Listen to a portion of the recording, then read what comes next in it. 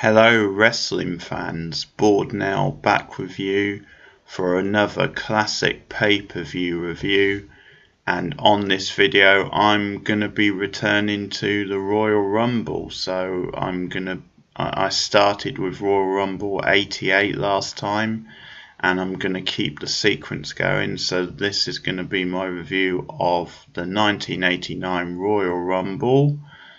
And it's been a while, but I'm going to keep these going whenever possible. I might even start a brand new channel, for wrestling reviews, for these pay-per-views reviews. It might make a bit more sense rather than just putting them up with, the film and TV reviews. But we'll see how we go anyway. It might be an idea to start a new channel for the wrestling stuff at some point. So just to repeat a bit of history on the Royal Rumble, as I did on the last review video, the first Rumble match I think was actually in 1989, sorry, not 89, 87, and that was just like a house show type match. I know there'd been quite a few similar matches on house shows over the years, and that was won by the One Man Gang. And then they took it a step further the next year, where they made it like a television special. So that was in 88, of course, and I did the review of that, and that was won by Hacksaw Jim Duggan. And that year it was just 20 men rather than the traditional 30 men that you now know. And it wasn't even the main event that year, which was just quite odd. I think you could tell they were just testing the waters with it, treating it as like a special attraction, but not giving it like the big push that it would get in the years to come. So this is the 1989 Royal Rumble, is the first time it was a pay-per-view, so this is a pretty big deal. And the event came from the Houston, or in Houston, Texas, I should say, from the Summit in Houston. The Summit's a really great name for a venue, I have to say.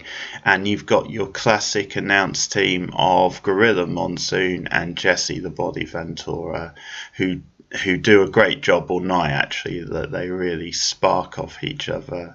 They're on top form as always. I think one of my most enjoyable announce teams ever, Gorilla and Jesse. Just such great chemistry. Just that they just play off each other, the banter and stuff, and the back and forth. And something about them, I think you just get the impression that maybe that they hang about in real life, or hung about back in the day. Who knows? I know them with obviously Bobby Heenan and Gorilla Monsoon, who made arguably an even better partnership. I know that they were like proper friends, and so a lot of that sort of came across on there. But yeah, I really enjoy Jesse the Body Ventura, such a great heel announcer, and his work with Monsoon also great. So another thing I'll say actually before I get into the pay-per-view is then back in the day I had like a VHS copy of this show, and for many years I always thought it was like a free match card. And you also have like this special like super pose down in the middle, but I always thought, yeah, there was just 3 matches on it. But actually in recent years I found out that there was like another sort of bonus match. So, and the match I'm talking about is King Hakoop versus Harley Race on that UK version that I saw all these years ago. That match wasn't included, so it was just the 3 matches. So we actually have 4 matches, and the super pose down, as I say. Now I have to say, even with like 4 matches and that pose down, they still do a lot of like cramming for time. I think you can tell at various times it does sort of stand out like a sore thumb, and they are like sort of biding their time a bit more than maybe them feels natural, let's say that. But I'll get into the show anyway, and the opening match is a 6-man tag match, and it's 2 out of 3 falls, which is actually kind of neat because, of course, the main event from the previous year, the 88 Rumble, was a tag match, and it was also 2 out of 3 falls. That match a lot more one-sided because the Islanders won in 2 straight falls, but here we have the heel team of Dino Bravo and the fabulous Rougeau brothers, so French Canadians right there, against Hacksaw Jim Duggan and the Hart Foundation. And I've always enjoyed this match. I've always thought it's a bit of a gem. It's a nice, enjoyable, fast-paced, solid back and forth wrestling match to get the pay-per-view off and running. I know that Bravo and Duggan aren't the best workers in the world, but to be fair, I think they do add something a little bit different to the match as well. So you've got a nice sort of mixture with obviously the Harts and the Rougeaus, like the more technically sound guys and a bit more quicker, but then you do have like the sort of muscle from like Duggan and Bravo. So it's an enjoyable match, and I think one thing to say is that it's a match which really is a showcase for Bret Hart and for Bret Hart's potential. Of course, we know the Hitman would go on to become a big singles star in years to come, but at this point it was still very much the Hart Foundation. They were still very much in their prime as a tag team, but yeah, I think this match really puts over the potential Bret had as a singles wrestler, because he takes like the bulk of the match in a lot of cases. He really sells very well for the heels. There's some great wrestling involving him in the match, some great offense as well. So I think this is a good early showcase for what Bret would become and the potential that was there. There's some really great exchanges between him and the Rougeaus. There's a nice sort of small package where Bret almost sneaks the win on Raymond. There's some good fast-paced like sunset flip type moves back and forth. The heels really do a good job of double teaming Bret, keeping him like away from his corner. And there's like a Hart Foundation double team at one time. Bravo's side Russian or side suplex looks really good. Like, as a wrestler, I'm not the biggest Bravo fan, but I do think his side suplex, which we see him do on Bret, is like really impressive. But the heels actually go 1 fall up in this, and sort of an interesting double team the way they do it, because Bret's still in the ring, and I think it's Raymond has him up on his shoulders, and Jock just flies off the top rope, and he like sort of opens his legs and like comes down with like his sort of bottom on him on the head, so off the shoulder. So it's a nice looking move, but a little bit awkward, almost like his crutch sort of area goes straight into Bret's like head or face. But there you have it. It certainly had the look to it, that him coming off the top rope like that. And that was it. That's 1-0 to the heels team. And of course, Bret has to stay in the ring until he can make a tag. So he continues to sell like mad for the heels, who cut the ring off very nicely, tags in and out. Bret taking one hell of a beating. And I think this really gets across what a realistic worker he is, because his comebacks are very like slow paced, very realistic. So at one point he gets a shot in on like Jock with like an atomic drop out of the corner. But even then, he doesn't like bounce straight back up. He doesn't roll to his corner. He like drops down and jocks back on him like the next second. So pretty realistic, pretty logical there. And we see lots of like classic sort of like wrestling holds that you sort of like associate with like 1980s wrestling from the heel. So we see like the camel clutch from Jock at one point, and we see as he has Brett in the camel clutch, you have like his partner Raymond on the outside holding his hand behind the ref's back to get extra leverage. That spot is like a staple of 1980s wrestling, and I absolutely love it. I mean, I know some things from that era are now dated, and if someone used it in a match today, you would be like, come on, that's shit, man. But that sort of thing I would love to see in a match today. Some things never go out of style, and the abdominal stretch with the hand holding on the outside, and when the referee turns and checks, he pulls the hand away and back on when the ref returns to the guy. So really great heel stuff. I really like actually Brett blocking the atomic drop attempt, or the monkey flip attempt into the atomic drop. That looks really good. Jock sells it really well. But then actually, I think it's Jock or something. Actually, he actually like gives Brett an atomic drop, and he does it right near the face corner, and as a consequence, Brett like drops down and can make the tag very easy. So not the wisest move from the heels. So the legal man, the Anvil, comes in, and in the next few minutes they level it up. The faces that they get it 1-1. But basically, it sort of looks a bit awkward the way this fall come about, because the Hearts are like double teaming.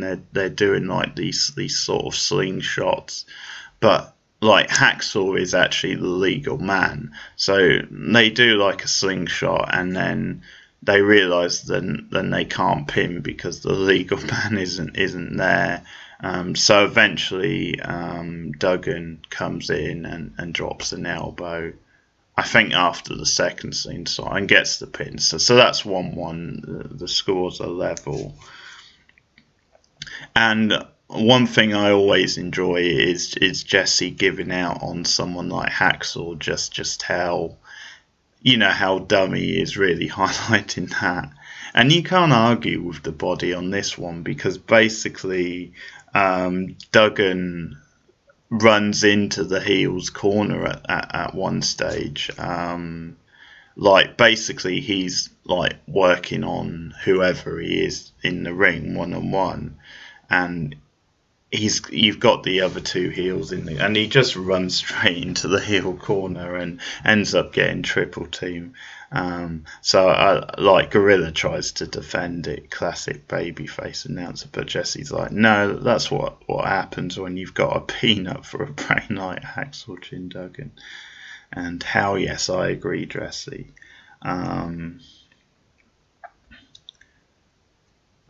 So again, Brett eventually comes in. He's the fresh man, and this is where we see the other side of things, where he's obviously taken one hell of a beating earlier, but he's now the fresh guy. He comes in like a house on fire, and we see some of that, those classic Bret Hart move sets. So like the backbreaker, which looks really good, the middle rope elbow off the middle rope, which again looks very good. The side Russian leg sweep, he really gets some momentum going, but he actually misses with the middle rope elbow, and this is when Duggan actually cheats. The face cheats to win, because there's this whole commotion. The referee's tied up, and Hacksaw knocks Bravo down. I think it's Bravo anyway. It's either Bravo or one of the knocks him down with a 2x4 from the outside. Referee doesn't see. Brett makes the pin, and the heels win 2-1. So they have it. Interesting ending. I think the ending maybe lets it down a bit, just because it did feel kind of a cheap way to win it, and but interesting the fact then, yeah, the face Duggan, Mr. Goody Two Shoes USA actually resorts to that, because there's actually nothing that leads to it where the heels did something to prompt it. It's just, yeah, desperate times come for desperate measures. And yeah, Ventura, of course, gives Duggan shit for it, and quite rightly so. So the Hearts and Duggan win 2-1, and it's an enjoyable opener. I think it's not the most amazing match, but I thought it was very solid. Some enjoyable spots, some good back and forth, decent crowd heat. And I think it's a good example of a match that you have to open a pay-per-view to give it like a decent sort of fast-paced start. Some pretty big characters who are going to get like the crowd into to the show. So yeah, really solid start to the pay-per-view. So I'm going to give this match 3 stars. 3 stars out of 5 for the opening 6-man. And we go to like a segment in the back, and this becomes a thing throughout the show, where we see like a video footage of the wrestlers like drawing out their numbers for the Rumble earlier in the day. And one of the most iconic things, maybe the most iconic, which people remember from the show, is the whole storyline with the $1 Million Man, Ted DiBiase, essentially buying the perfect number, buying number 30. He's not so happy with the number he draws, so he goes to see his good friend Slick. He says, "Hey Slick, were you happy with your guys' numbers being the Twin Towers?" And he's like, "Oh, unbelievable." So him and Slick go off and have a word, and the whole sort of gag is, the whole storyline is then DiBiase buys the number 30 slot to obviously improve his chances in the Rumble. You've got DiBiase in this segment with his classic sort of green outfit, and yeah, we kind of get various clips of wrestlers drawing numbers throughout the show, and different like interviews and stuff. Next up, we have the WWF Women's title, and this is going to be Rockin' Robin, the champion, who recently won the belt from Sherry Martel in Paris. The announcers make a point of like flagging that up. So we've got Rockin' Robin defending against Judy Martin. And by the way, Rockin' Robin, Jake the Snake's sister. Jake the Snake's sister, nice bit of trivia.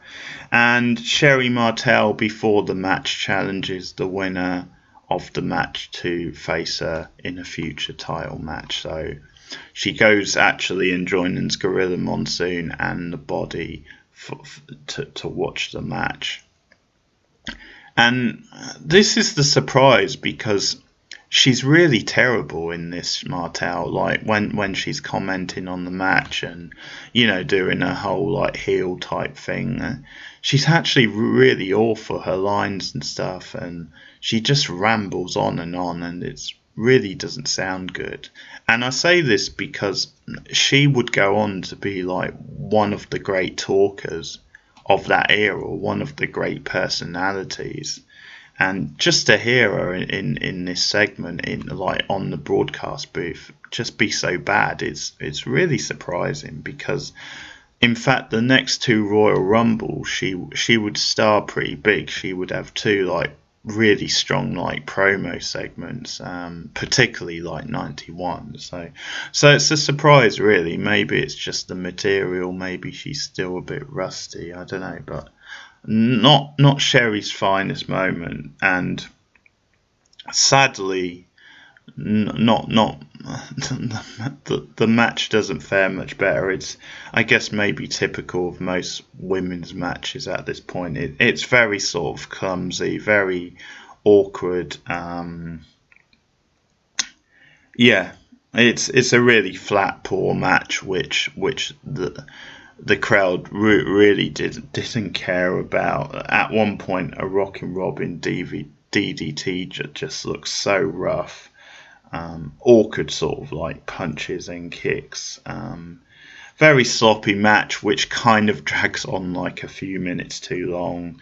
In the end, Rockin' Robin retains the title with like a twisting like crossbody off the second rope, and she retains the title. So obviously a future match with Sherry Martel, I guess. Probably the highlight of the match was Jesse's line about when they're talking about the match in Paris when Robin won the title from Sherry. I kind of like him saying that Sherry had a disadvantage because she couldn't speak French, so she couldn't understand the ref's count, which is pretty great. But yeah, rubbish match, and I'll give it 1.5 stars. So not very good at all. And we get Sean Mooney asking Slick in the back about the whole $1 Million Man meeting later on, or earlier in the day. Slick pleading ignorance, but pretending, hey, I haven't seen Ted for like months or something. And then he shows him the video of them talking. It's like, oh, that meeting. But yeah, he basically does that classic defensive heel thing, mind your own business at the end. So next up we get the Super Pose Down, and this is really the segment that kickstarts the whole Rick Rude versus Ultimate Warrior feud, which would, go on into WrestleMania and then even into SummerSlam. So it would last a good portion of the year. Of course, Warrior coming off like his like hot icy title win at SummerSlam, where he beat the Honky Tonk Man in seconds. So really Warrior on the way up in this, and Rude really coming on as a heel at this point as well. So they're set for a hot feud, and this is the segment that really gets it kick-started, as I said. Now, unfortunately, I was watching this on the network, so I got the terrible, like, dubbed-in Rude music, which is, yeah, just like a lame sort of cheesy version of what it would normally be. So, yeah, you do get that sometimes on the network. But yeah, basically, this is sort of Rude's whole gimmick where the wrestlers they have 4 poses, like basically 4 rounds of poses, and the idea is that the crowd are meant to decide. And obviously the whole thing is with Warrior being like the big baby face, Rude the heel. It works out predictably that then the fans cheer Warrior each time and boo Rude regardless, and that's all good fun because it leads to some good back and forth between Bobby Heenan and obviously Rude and the crowd.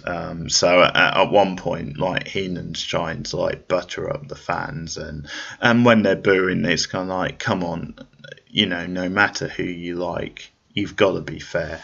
You've got to judge it impartially. So there's some good back and forth between Heenan, Rude, and the crowd. And obviously Jesse's on fine form because he's a real Rick Rude mark and is really into like bodybuilding. So you get these 4 different poses. Now the segment's very enjoyable. I do think maybe four poses was dragging it out a bit. I think this is where you can tell they're trying to fill like pay-per-view time. So I think 3 would have been fine. 4's overdoing it a bit, but it's a good heated segment, and it basically ends with obviously after the 4th pose, the fans once again go nuts for the Warrior, and it seems like he's about to win. And Heenan with some sort of like oil in the eyes, and Rude with like a weightlifting bar or something like that, some sort of bar that he's been like working out with in the corner. He whacks the Warrior, knocks him down and chokes him out, basically a whole beat down, and then the heels scram, but then Warrior goes crazy afterwards. So it's a whole thing, but it's a really entertaining segment and does a good job of setting up the Rude Warrior feud and the match at WrestleMania where Rude would actually upset the Warrior for the IC titles. So there you have it, the super pose down. Next we have very much a filler match. This is King Haku versus Harley Race, and it's sort of like defending the King of the Ring essentially, which King that Haku won off Harley Race. So it's almost a match to determine the Ultimate King. And I think the best part of the match is like just Heenan at ringside, Bobby Heenan, because he actually manages both guys. They're like both members of like the Heenan family. So he keeps switching allegiances basically every time. So if Race is on top, he's like cheering him on. If Haku gets on top, he cheers him. Regardless, he's a winner either way. So I think that's the highlight. The match itself isn't very good. I think obviously Harley Race, a legend in the wrestling business, obviously known really for his NWA run. And a true legend, but I think at this point in his career, the injuries were starting to pile up, getting on a bit in years. And he really was a shell of himself from the self. He looks very awkward in this match, very sort of stiff. And I think they booked it kind of wrong as well. I think they should have booked it where Haku had most of the offense throughout, and you maybe get like a comeback by Race near the end, and then ultimately maybe Haku gets the knockout blow for the win. But I think by having Race, it's more even than that, and I think that doesn't really work to Race's advantage or to the match's advantage. So I mean, there's a really horrible looking bump where Race is like, he goes over the top rope and yeah, he lands pretty much on his head. I mean, it looks really horrific. I quite like him getting his pile driver in. There's one or two nice moments, but it's kind of a sloppy match. Very sort of sluggish and slow. I do enjoy Haku as a worker, particularly at this time, but yeah, not much of a match, and just to feel about. But yeah, Haku finally with one of his like karate kicks catches Race off the ropes and retains the crown. So there you have it. That's Haku Harley Race. I'll give it 2 stars. Not much to write home about. Not quite as bad as the women's match, but not too far. We get some more rubbish Royal Rumble promos leading into the match itself, and then it's time for the main event, the 30-man Royal Rumble match, the first of its kind on pay-per-view. So here we go, and it's pretty exciting stuff, I have to say. I think certainly the first half of the Rumble, I think, sort of has some exciting spots. You've got some good names in there, some good drama. I think as it gets towards the latter stages, it's not so good. It becomes a bit less exciting, but overall, it's a good Rumble, and of course, we start off with one of like the classic, oh my god, anything can happen, so random, and it is of course the tag team champions Axe and Smash Demolition. Would you believe it? They drew number 1 and 2. Oh my god. And hey, it's a great moment, to be fair, even though it's kind of, yeah, whatever. But the announcers really sell, I have to say. Now, the fans actually don't respond that well. It seems a bit of a muted reaction when they first come out. Maybe they're just a bit shocked. Maybe they're like, well, why is the Demolition theme playing again? But they actually get more into it when they start going at it, and that's what I really like, that they do go straight for it. There's none of this apprehensive, should we go after each other, and I think that fits the Demolition sort of model, because they are like classic sort of brawlers and very in your face sort of characters. So yeah, they're still a great team, but they do go for it back and forth. So I really enjoy that, and there's some good stuff in this first portions of the match. We get Mr. Perfect out early. He takes his time to the ring, which you can kind of understand, because, well, Andre's in at that point. So Andre the Giant is number 3, so a big favourite, but sort of early on, and some really good spots actually with Demolition and Andre, with Demolition like double teaming him.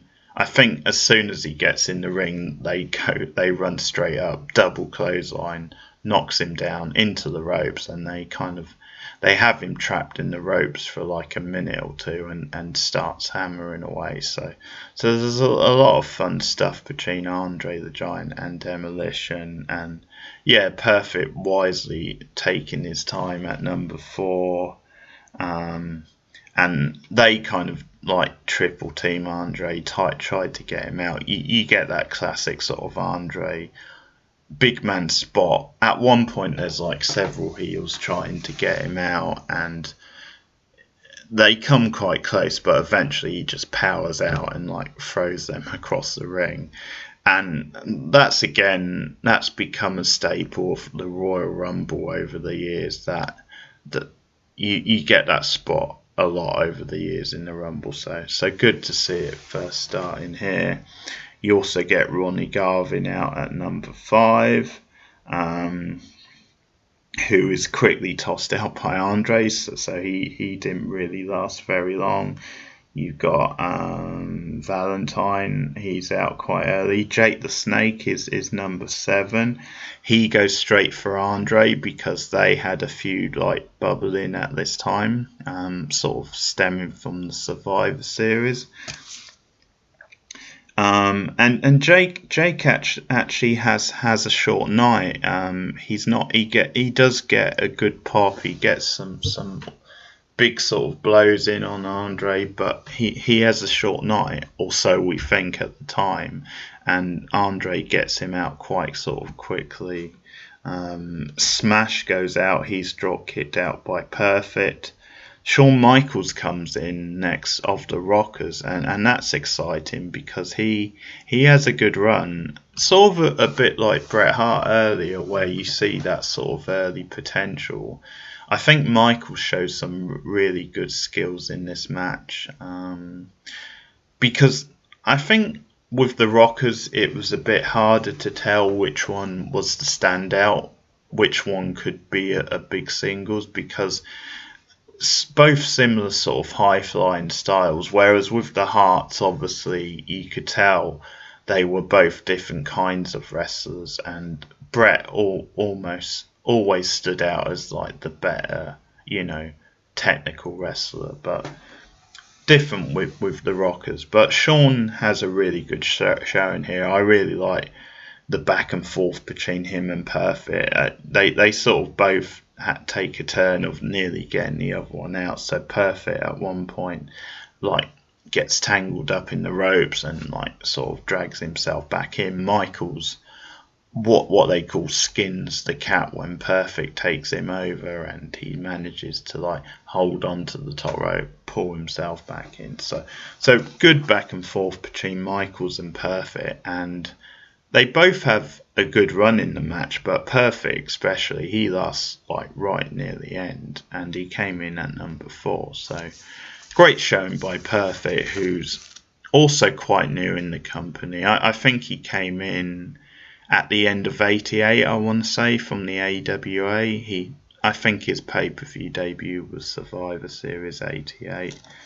So yeah, he's another one who's going to go on to be a big heel.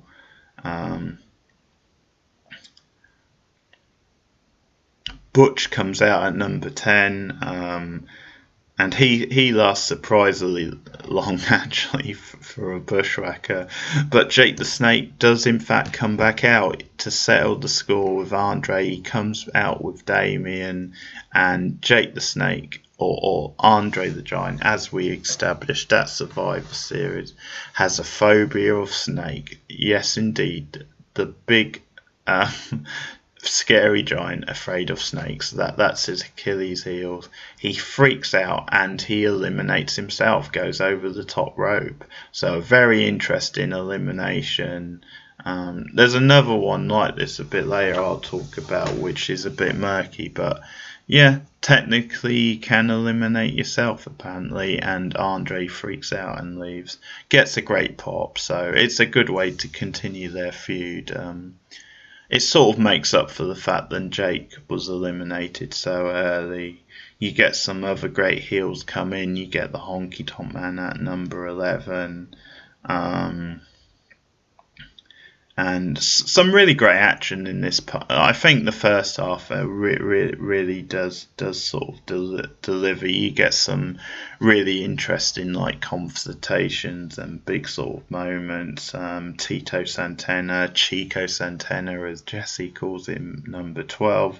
Bad News Brown, number 13. And weirdly enough, Tito Santana and Butch the Bushwhacker eliminate Honky, or an odd sort of couple there. Yeah, we get Michaels Nails Bad News Brown sort of off the top rope. Could have eliminated him, but not quite. Janetti's out at number 14, so the Rockers actually get to be in the ring together, actually get to team up. And yeah, they eliminate not Bad News Brown, but the Outlaw on Bass double drop kick sends him packing. So we get some classic tag team wrestling from the Rockers. Santana's flying forward on the hammer. Greg Valentine looks really good. Santana he wasn't the greatest wrestler, but decent enough guy, and I really like the way that flying forearm looks. But then Macho Man comes out to a massive pop, the current WWF champion and one of the favourites, and he goes after everyone basically. Hammers Bad News. They had sort of a mini feud going for the title around this time, and Bad News misses Macho in the corner. Arn Anderson then comes in, and Macho eliminated Hammer.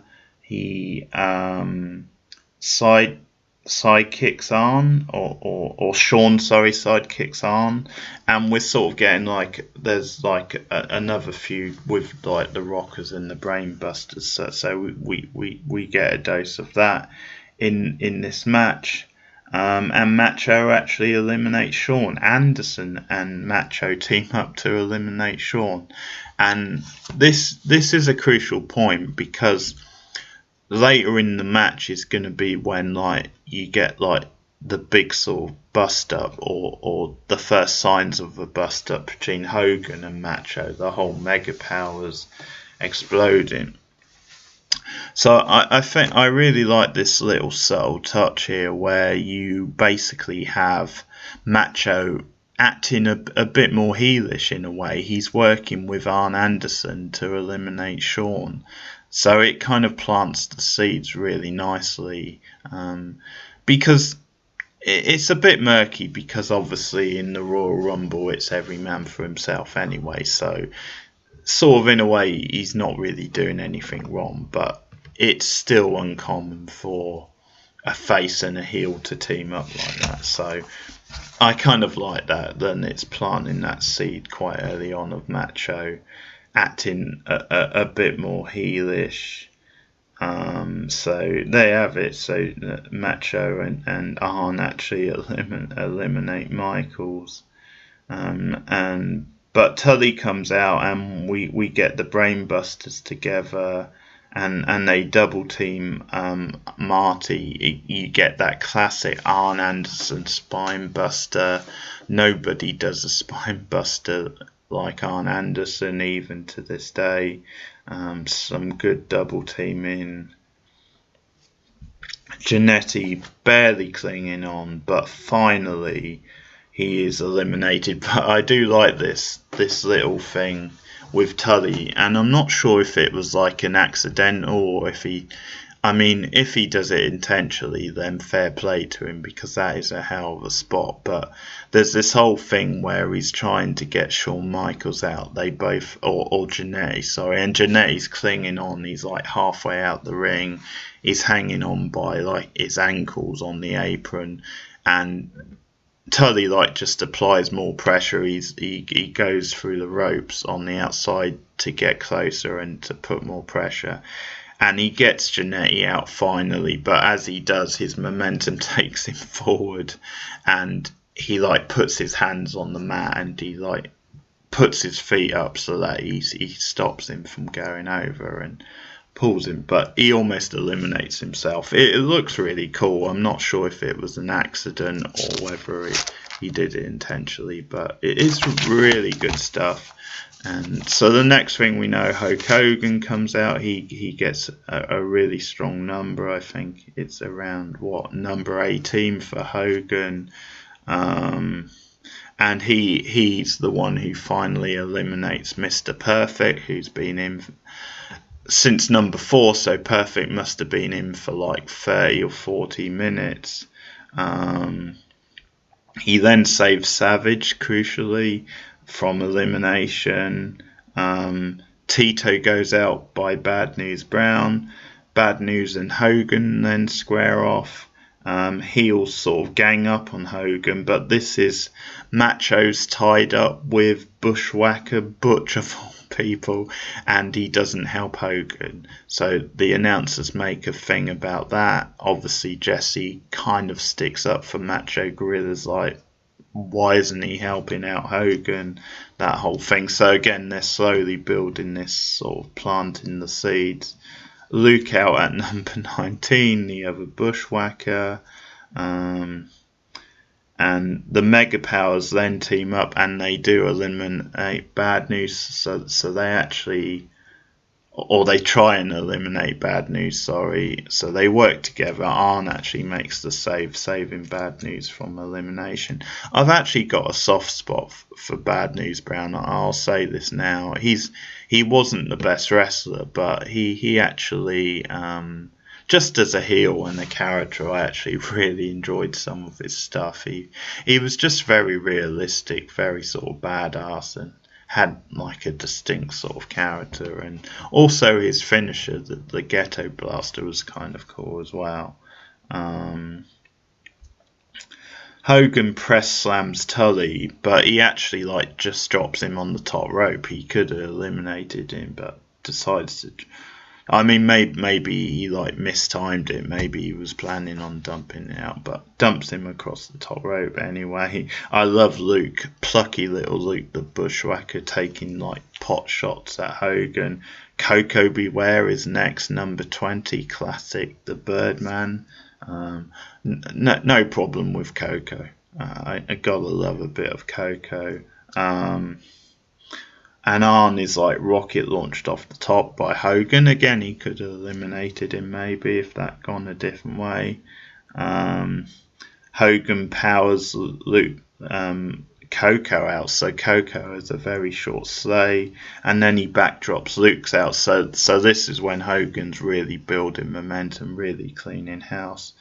Now the Warlord is out next, the Warlord of the Powers of Pain, and this is one of the great shots of like this whole pay-per-view, because Warlord comes in, he gets up on the apron, he does like a whole like pose with the muscles, and then he gets in, and Hogan's waiting. He runs up, clothesline, bam, over the top rope. Warlord does like a complete 160 to the floor. It looks glorious. It's a brilliant elimination, and it's one of those you see a lot on like video packages.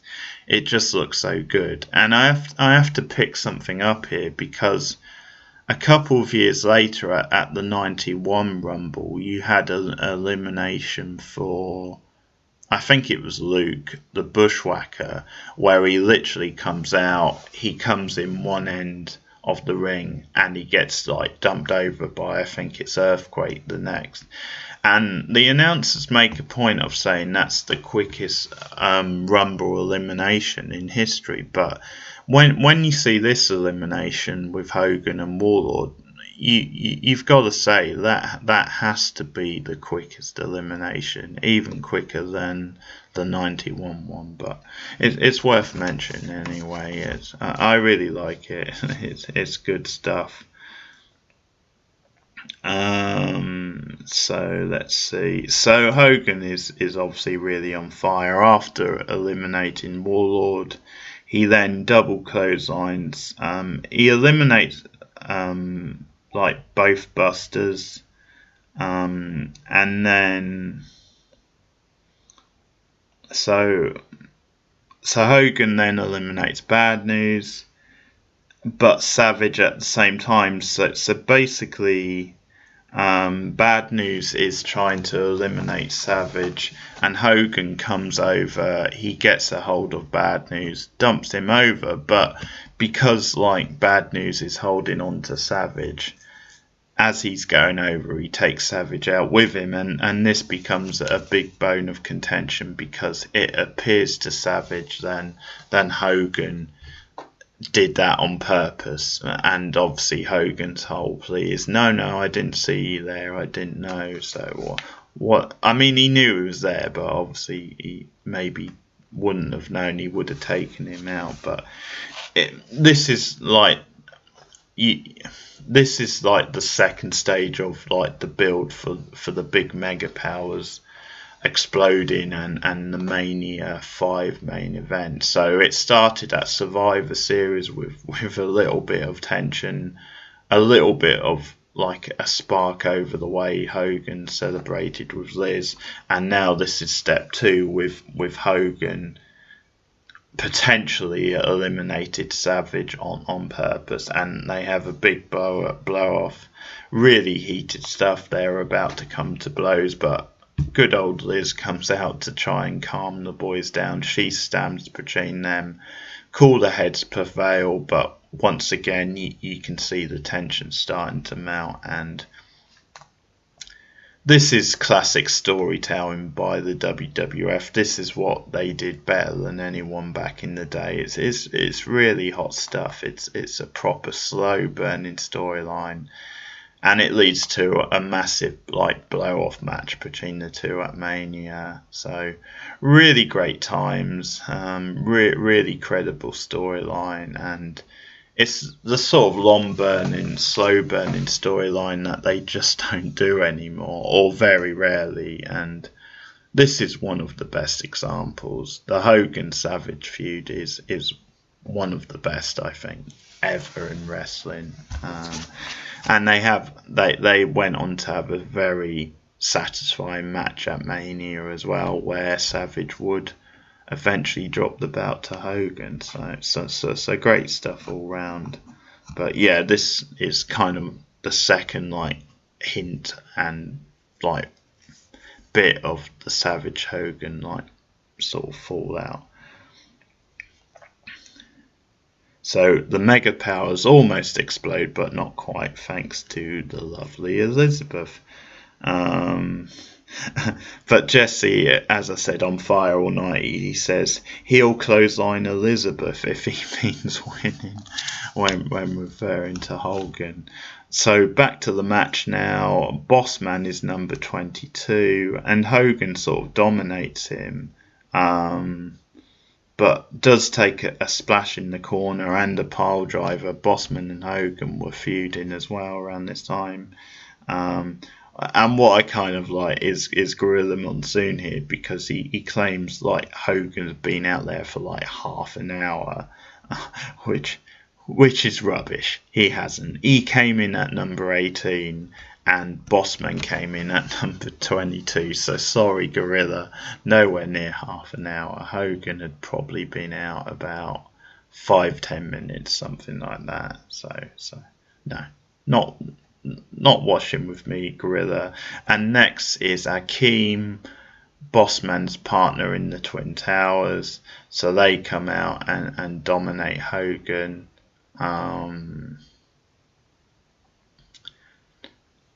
Now, here's an interesting thing, because of course the $1 Million Man brought the number 30 number, and he obviously did it off. He obviously got it off either Akeem or the Boss Man. But it's sort of funny, just because whichever one he got it off, obviously Bossman was 22, Akeem 23.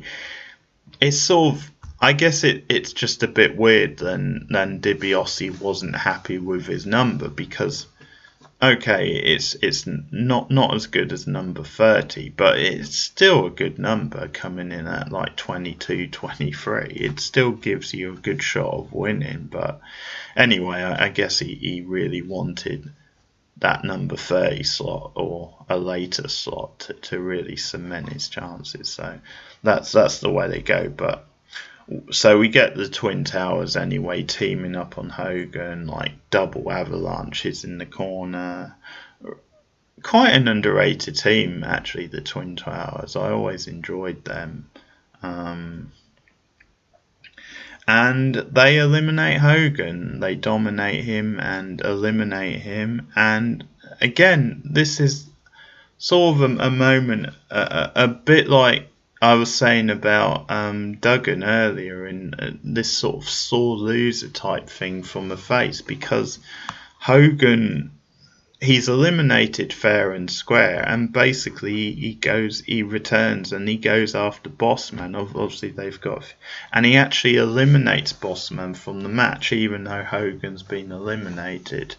I don't quite get actually why there's not a rule against that. There really should be, but sore loser Hogan eliminates Bossman after he's been eliminated fair and square. Gorilla makes all the excuses, but I'm with the body on that. Absolutely disgraceful display by that chicken shit Hogan. So there you have it. Bossman goes out as well because of Hogan's like being a sore loser. So there you have it. Beefcake, Hogan's buddy, is number 24. And Bossman Hogan brawl to the back. Of course, Jesse gives Hogan the roasting. Great. Number 25, Cock-a-doodle, is the Red Rooster. He's in at number 25. And this is the portion of the match where things are really slowing down and there's not a lot happening. The match really drags towards the end. Number 26, the Barbarian, the Other Powers of Pain. Akeem splash on the Rooster. Number 27, Big John Studd. Here we making his return. So that's sort of the story with him. He hasn't been seen for many years since he lost to Andre in that body slam challenge at the first Mania. I think it's been since then. So this is his big comeback. And he goes straight for Akeem. Number 28 is Hercules. Now a babyface. Once was a heel. Worked with Bobby Heenan, but now a babyface, Hercules. Number 29 is Rick Martel, looking really sharp, looking really good. And number 30, to no surprise to anyone, the $1 Million Man who brought the perfect number. And he works on a few guys up and down in the corner. And yeah, Hercules then unloads on Ted. They've got like a whole feud going. DiBiase sort of dumps out like both Beefcake and Hercules. So Beefcake has a sleeper type thing on like Hercules, and DiBiase comes up from behind, gets both of them. Martel really showing some starts, drop kick on the Barbarian, so he eliminates Barbarian to the floor, so that's like a feather in Martel's cap. And then Hakeem catches Martel in midair coming off the ropes, so the power coming into play and like powers him up and over. So it's a nice little elimination. So we're kind of down to the final three, which is the two heels, Ted DiBiase, Hakeem, and Big John Studd are left. So the heels obviously team up. You see Ted DiBiase directing traffic like a glorious sort of heel, bossing Hakeem about. So they double team Studd, but at some point Studd misses, or not Studd, sorry, Hakeem misses with a splash in the corner where he actually Studd moves out the way, so he hits DiBiase, and then Hakeem's momentum propels him over as Studd kind of gives him a helping hand. So we're down to DiBiase and Studd, the final two, and we get a few minutes. Ted sort of backs down, begs him. He tries to buy him off one last trick with the money, tries to pay him off to lose the match essentially, but of course Studd, the big baby face, doesn't go for it, so he pounds DiBiase, and after a couple minutes he eliminates him. Big John Studd is the winner of the 1989 Royal Rumble match. So it's a bit of a flat ending actually. It's a bit of an anticlimax. I think you could probably tell Studd was going to go on to win, and probably it would be a bit too obvious if DiBiase won, having drawn the number 30, or well, not drawn, that's the wrong term, having bought the number 30. So sort of not the best ending in a way, but the match overall was very entertaining. I think you had some big names in there, some high drama, and some good stories in there. Obviously, you had the big Mega Powers moment in the middle of the match. I like the opening with like Demolition number 1 and 2, and some good spots throughout. It just dragged a bit towards the end, and not the best finish, but overall it was a very enjoyable Royal Rumble match, I thought. So I'll give it 3 out of stars. Sorry, 3 out of stars. 3 stars out of 5 for the Royal Rumble match. So that's me summing up for the Royal Rumble 89, and best match of the night, I'm going to say the Royal Rumble match. Worst match of the night, the women's title. Watch it. What else? And when it comes to rating the pay-per-view, I'll give it a 6 out of 10. I think it's a very solid Royal Rumble event if you go through it. There's basically 2 good matches, 2 bad. You know, I thought the 6-man was a solid, enjoyable opener. Obviously, the main event delivered for the most part. Then you had the 2 filler matches in the middle. Women's title, not very good at all. Really poor. And then you had King Haku Harley Race, very much filler. Very sloppy too.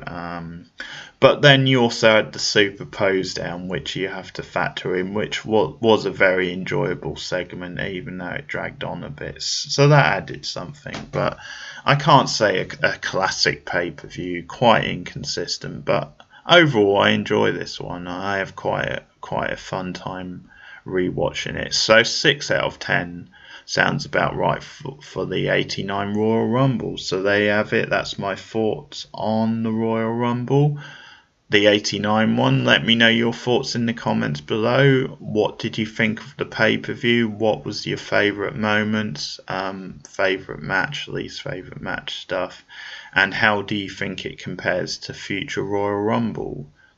But thanks for listening to the video. Like and subscribe. I'll be back pretty soon with the next Royal Rumble, the 1990 Rumble, and I'm also planning obviously to review more WCW pay-per-views as well. But thanks for listening, and I'll see you guys again soon. Goodbye.